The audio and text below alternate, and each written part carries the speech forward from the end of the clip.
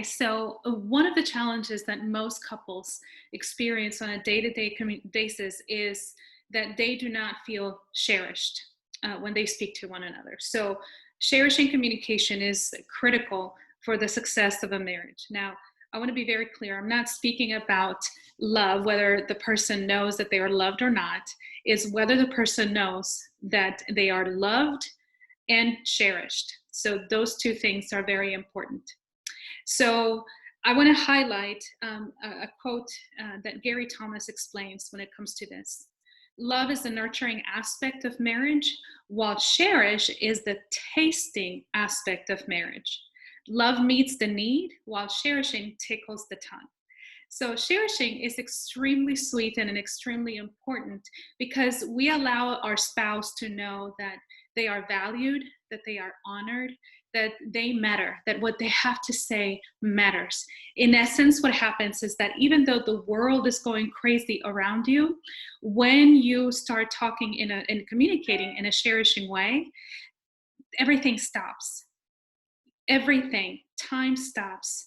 It makes the person know that there's nothing more important in time or in the day that is more important than that moment that you're experiencing.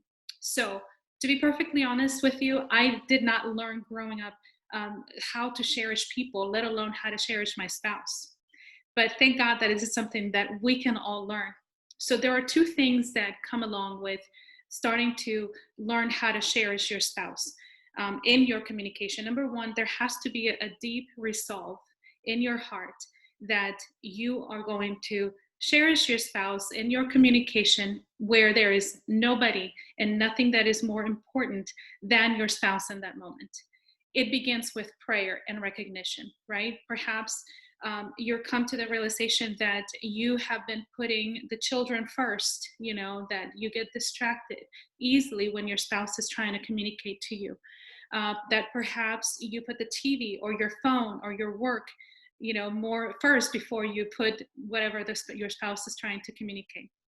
The second thing is that now that we've had a resolve in our hearts to make the other person more important than anybody else in the world, is to show that they are the most important person. And that comes in the way of communication in speaking and also responding in honor. So the way that we respond, it actually is very important. Romans 12:10 reminds us that we should seek to outdo one another in honor. Showing honor to one another. So making eye contact, right? Putting your phone away, turning the TV off. If it's something important, perhaps it's just about telling the kids, hey kids, go play in the game room, go outside, and so that you and your spouse can have that one-on-one time communicating. And also in the way that we respond, making sure that we say things like, thank you for sharing that, right? Even at times when our spouse is sharing something that we are not interested in, you can still be all in because the thing or the person that is the most important in the world is not what they're talking about, is the person that is standing right in front of you, which is your spouse. When we learn to communicate in a cherishing way, not only does your spouse feel special, honored, and definitely loved, you are allowing God to come in and start working in you first and in your relationship. So even sometimes our spouses may not immediately react in the way that we expected them to.